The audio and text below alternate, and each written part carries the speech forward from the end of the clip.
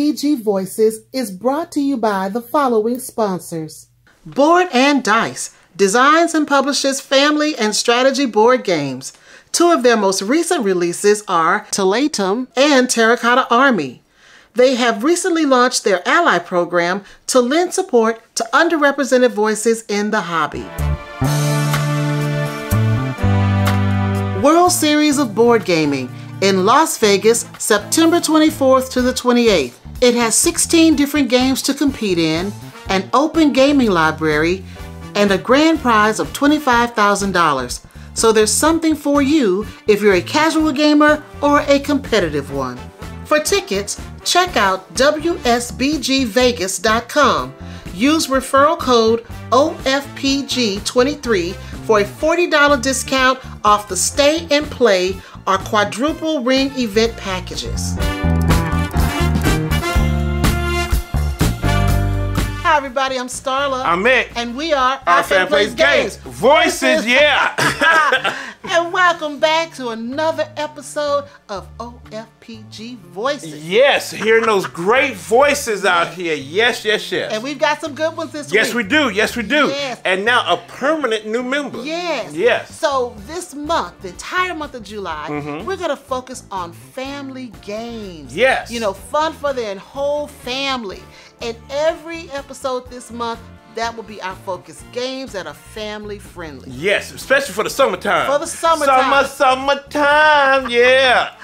And we're going to kick off this week with Melanie from Mel's Board Game Room. Yes. And she's going to be talking about a fun game that her family enjoys, and that is Super Mega Lucky Box. Yes, I've heard a lot of good things about that one, yes.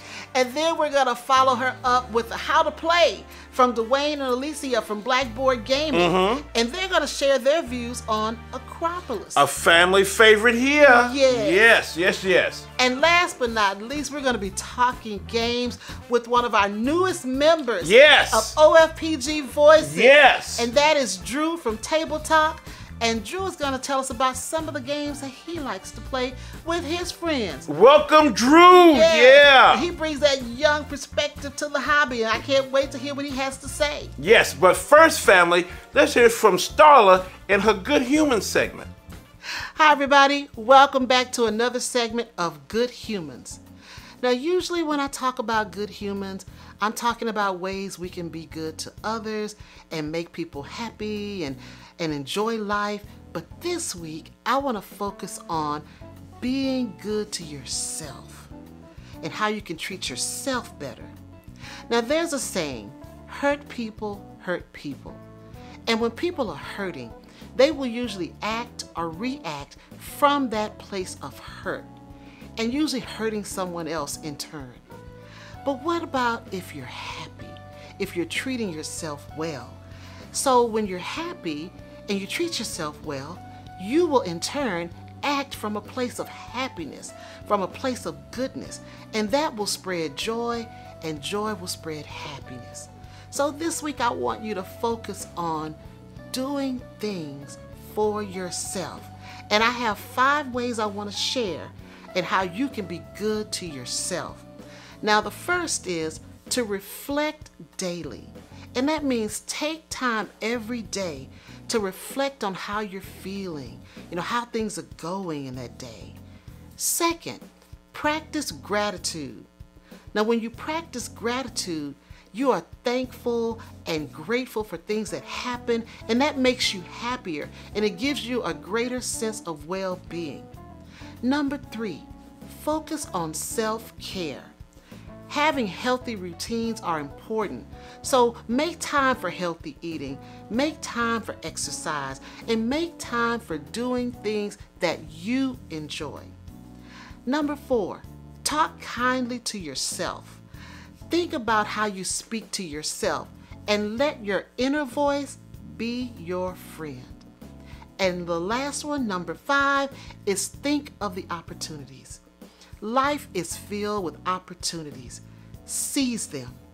Think about the things you'd like to change or improve and just do it. Is that an old Nike saying, just do it? We have to focus on treating ourselves well so that we can have the energy to treat others well.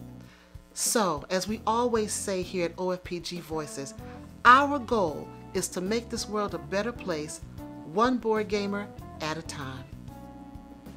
Hey everybody, and welcome back to OFPG Voices. I am Melanie with Mel's Board Game Room, and this week it's all about family fun. So I've picked a game that works really well with my family, and with everybody that I've introduced to, it's well received as well. It's one that I think works for various age group and board game skill groups as well. So it just seems to work for almost everybody. And that game is Super Mega Lucky Box. Now to look at this, it kind of looks like a 70s TV game show. And you know what? It's just as much fun as well. So this is what it all comes with. Plays with a dry erase marker, and you write exactly like directly onto the card, which the first time, if you're a avid gamer, it feels wrong to do that, but it's okay. You have the number cards, so you'll shuffle those. There's 18 cards. You'll draw 9 each round. So there could be duplicate numbers, there could be some numbers that aren't represented at all, and you're going to draw one card at a time. Once a card is drawn, let's say it was a 2, you're going to look at your cards, your bingo cards, and you're going to cross off the number 2 on one of the cards. So not all of them, just a 1. And then you would flip the next card and cross off the next number, and you keep doing that until you've gone through all the 9 cards. Now when you ever get a row or a column completed, you get to unlock what's at the end of that row or that column. So if you unlock a number, you can go and elsewhere on your cards cross off that number that you've unlocked. So if it was the 3, I could go on another card and cross off a 3. If you unlock a question mark, you get to cross off a number of your choice. If you cross off a star, you will mark the star on your scoring card because you will be able to score a star for that round. If you cross off a moon, you will actually physically collect a little moon token. And same as if you unlock a lightning bolt, you will physically take the lightning bolt token. And this is what those look like. So with the moon, the way that it works is at the end of the 4th round, whoever has the most moons is going to score a bonus 6 points. And then whoever has the least moon is going to score negative 6 points. So you really don't want to be in last position. Ideally, you want to have more than everybody else. With the lightning bolt, this allows you to mitigate the cards and the number that is revealed each round. So if you flip over and it's a 5 but you were really hoping for a 4, you could spend one of those lightning bolt tokens to turn your 5 into a 4. This changes that number for yourself only. Now if you really wanted a 3, you could actually spend 2 lightning bolt to make a 5 down into a 3. So collecting lightning bolts is good to just give you variety and a little bit more control of the number that comes up. And this is what the scoring card looks like. So every time you fill in the full 9 numbers on a card, you will get to claim to score that card for that round. So if you did it in round 1, you would make a check in that little box to show that you got one, and that would be worth 15 points. If you do it in the second round, 12 points. 10 points and 8 points in the following rounds. It is harder to do it sooner in the game because there's 9 numbers that gets drawn, and that card is going to have 9 numbers as well. But if you can, it's great. It gives you lots of points, so that's good.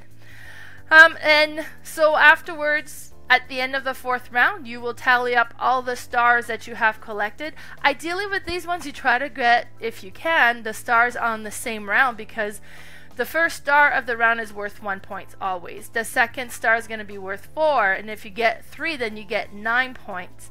So it's more worthwhile if you can tally or add them all up on the same round.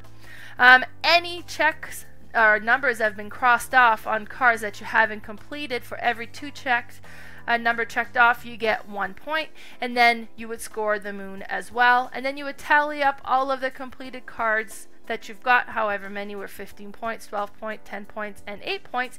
You add that all up, and then after the big tally, whoever has the most the highest score is the winner. So that was Super Mega Lucky Box. It's a very quick, simple game to teach. It's a simple game to learn. It's a lot of fun, and it doesn't overstay its welcome at the table. But it's been my experience that once you've played this game, you'll play it once and everybody's going to ask to do it again and again and again. So this is my entry for family fun. Which game should you consider? You should consider Super Mega Lucky Box. And if you do, let me know and see what you think. Or if you've already played it, I'd like to know your thoughts on it. Bye, everybody. What's up, folks? I'm Dwayne. I'm Alicia. From Blackboard Gaming. Today we're going to talk about a city building game called Akropolis. In Akropolis, we take on the roles of talented architects in ancient Greece, and we are drafting tiles and playing those tiles in front of us to grow our individual cities and score the most points. To set up the game, we would take out a number of city tiles based on the number of players. So we setting up for a 2-player game, so we would take out all the tiles that have 2 on them, and we would leave the ones that got 3 and 4 in the box.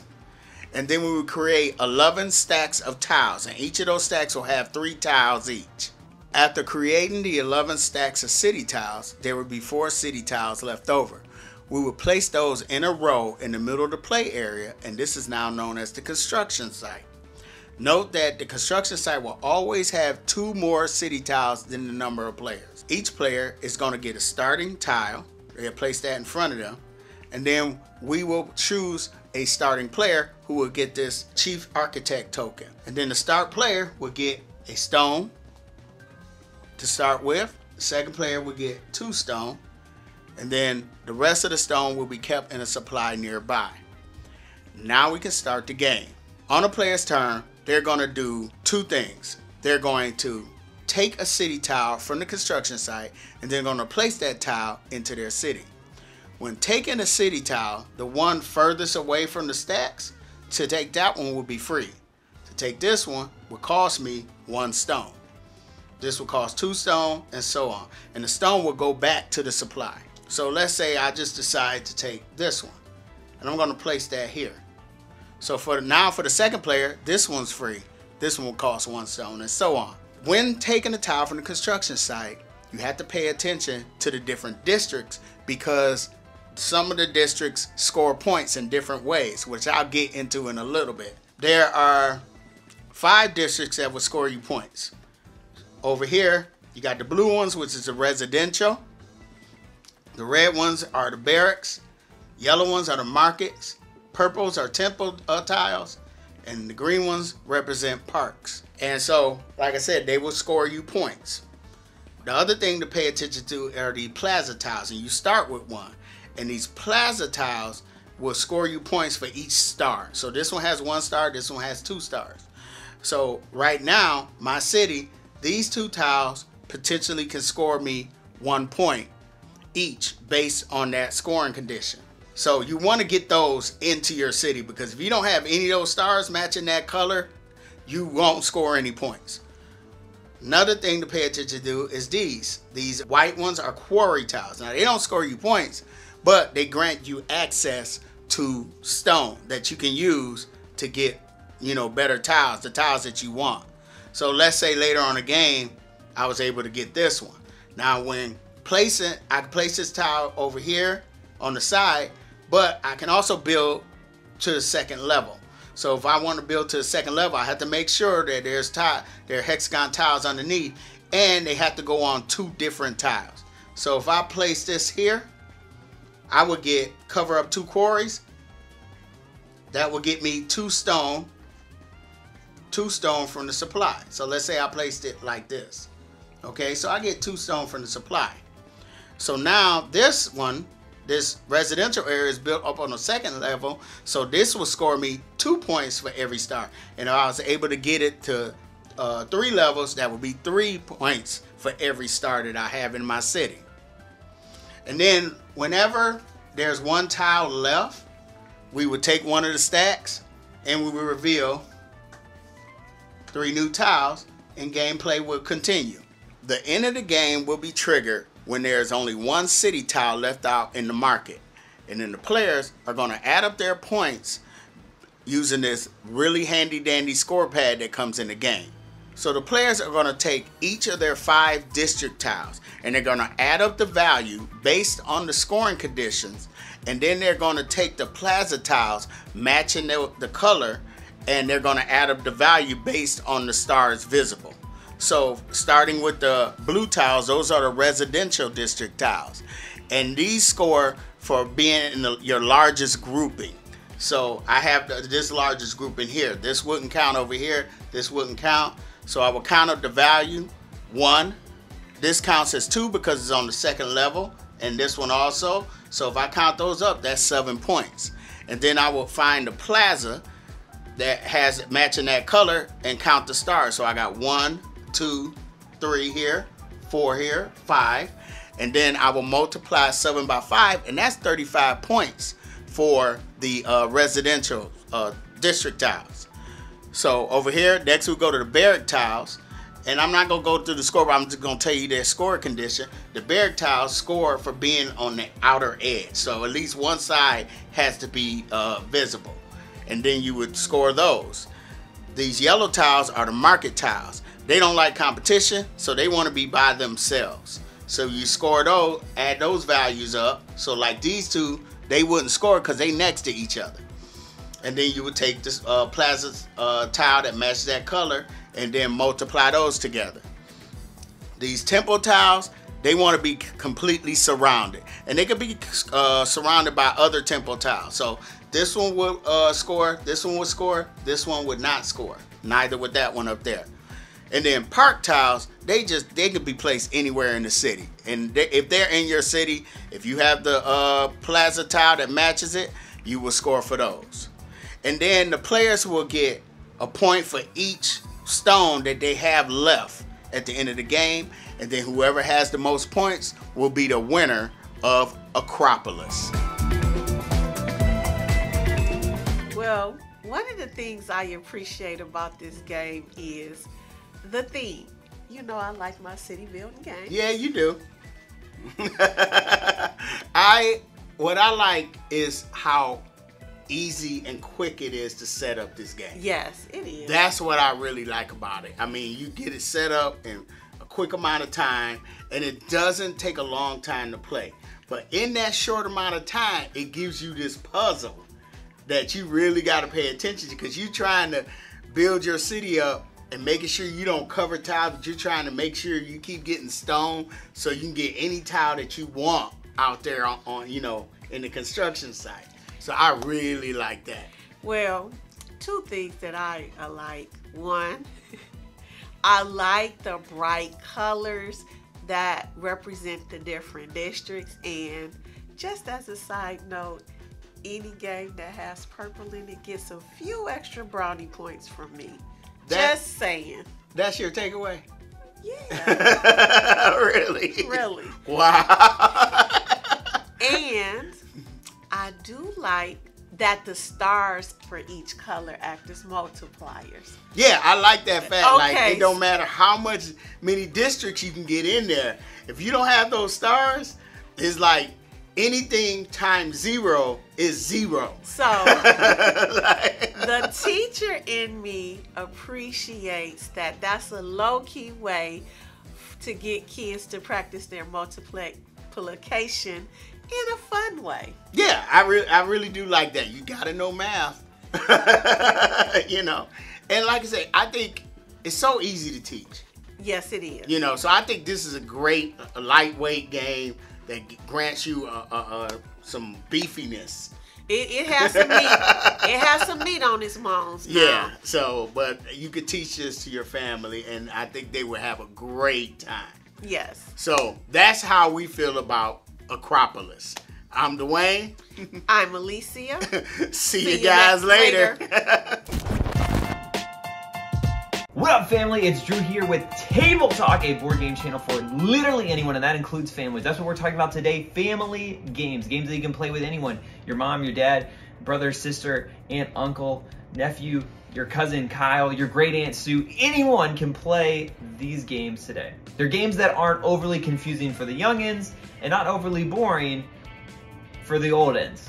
Let's get to that list. So guys, I focus not only on mechanics that could translate against all ages, but also themes. What themes carry across all generations? And I'm not just talking Star Trek. What are those themes? What are those games? Let's start with my number one. My number one game is for all of those Marvel fans out there, ever since the comics way back in the day when every superhero had a terrible outfit, to the modern MCU where Chris Pratt, Chris Hemsworth, Chris Evans, there's a lot of Chris's, but they've been killing it. So now everyone, young and old, loves Marvel. Well, Marvel United brings that theme to the tabletop in a very simple cooperative game. Cooperative games are mind-blowing because most people have never played a game like it, where instead of competing against each other, you're fighting the game. And what's awesome about Marvel United is you can pick your favorite hero and have a unique deck that controls them, while also fighting a villain with a unique deck. But with only a few icons, it makes this game simple that almost anyone can pick it up, even Nana. So this game, I love it because it leads to awesome moments where at the last second, Captain America slams his shield into Red Skull, or Squirrel Girl jumps out of nowhere and makes a heroic feat. That's right, Squirrel Girl's in this game. Or my friend Micah screaming across the neighborhood as we defeated Thanos with Howard the Duck's giant freaking gun.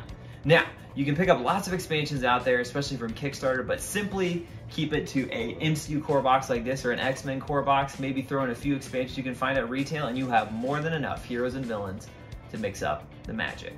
Ever since we were kids, young, old, ever since almost 1968, Scooby-Doo has been on our television screens, and we've all been trying to figure out, who is that ghost?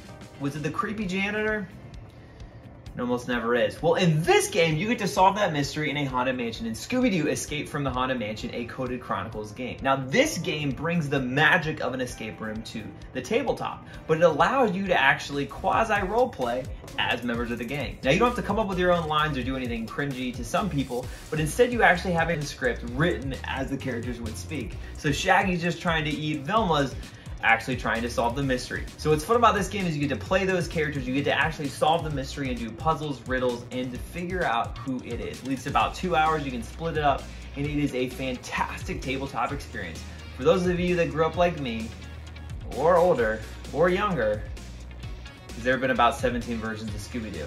But if you grew up watching it, this game, Scooby-Doo Escape from the Haunted Mansion, is gonna be for your family. The third game is a game for ballers and hoopers of all ages. Is LeBron the GOAT? Or Jordan? That and all other sports questions will be answered in Basketball. Now, a lot of times sports board games get a bad rap. It's hard to recreate that fast pace of a sports game into the tabletop. Well, Basketball tackles it from a manager view, where you'll be picking up, trading, and playing players and power-ups as you transition through seasons trying to win the most trophies. Now, what's awesome about this game is it leads to very simple auction and stat mechanics. But what's cool is you get players recreated from past and present. So kids will recognize Steph Curry and Giannis, and older folks will recognize Dr. J and Larry Bird. There's also a few funny, quirky characters thrown in there, and it is a very simple blast of a game to play. Basketball. Check it out. The final game recreates some famous movies like Mad Max that maybe older folks or young adults like me watch Fury Road. But for the kids, it recreates the Matchbox or Hot Wheels battles that we all did as kids. Everyone remembers crashing those 50-cent, now probably $1.50 cars into each other. Well, that magic is brought to Thunder Road Vendetta from Restoration Games, a game actually made way back in the 80s, faithfully restored by this company. It adds the hilarious chaos of cars racing and crashing into each other, firing weapons, going into hazards, but also adds the race element of actually strategically allocating dice, so there is some strategy there.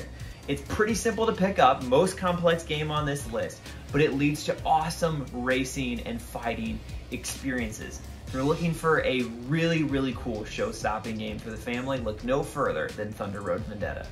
Well guys, all these games and more are great picks, but I can think of no better company than Kids Table Board Game. KTBG, check it out. They have the best art, incredible mechanics, and games for all ages. Sadly, I don't own any of the games yet, but maybe one day they'll hit my shelves along with these incredible games. That being said, I'll catch you guys on the flip side. Another great episode. Yes, another mic drop. Yes, yes. Yes. But let me tell you something. Super Mega Lucky Box, I've heard a lot of great things about it. A lot of people play it at cons and stuff. a really cool party game. I want to check that out. Mel loves it. Yes, yes. And some people get 2 boxes so it can be a bigger game. Oh, God. It's crazy. Super. Super. Yes, and then also Dwayne and Alicia. Yes. We love Akropolis. It's a fun game. Fun game. Oh, my Good job, God. y'all. Yes. Yes. And I want to also say we're glad to have, Drew on. Yes, welcome as one to of the OFPG Voices. Yes, one of the permanent OFPG family, Yes. OFPG Voices contributors. We're so glad to have him on. Yeah, Yes. he has so much energy. Yes, so much energy. Once again, we want to say thank you to our awesome contributors Yes. and wonderful sponsors. Yes. World Series of Board Gaming. Yes. And Board&Dice. Yes. And we can't wait for World Series of Board Gaming in September. Yes. We will be there. We'll be there. Las Vegas, baby. Yeah. Now, Starla, tell us about the merch. Well, if you're looking for an Our Family Plays Games Yeah. shirt, our OFPG Voices, check us out on Spring. Now, family, our next episode is July 26, 2023. Now, Starla, we know we're trying to get 30,000 subscribers up in here this year. So please tell everyone how they can find OFPG or OFPG Voices in this social media landscape of ours. Yeah. Well, if you're looking for Our Family Plays Games, Yep. our OFPG Voices, Yep. you can find us on Facebook, Yes. Instagram, Twitter, Yes. right here on YouTube, Right here. and TikTok. TikTok. Family, thank you so much for coming in. If you have any questions or comments, definitely put them down below. Support our sponsors so we can keep this show going. And please always know, family, we love you. Bye now. Everybody.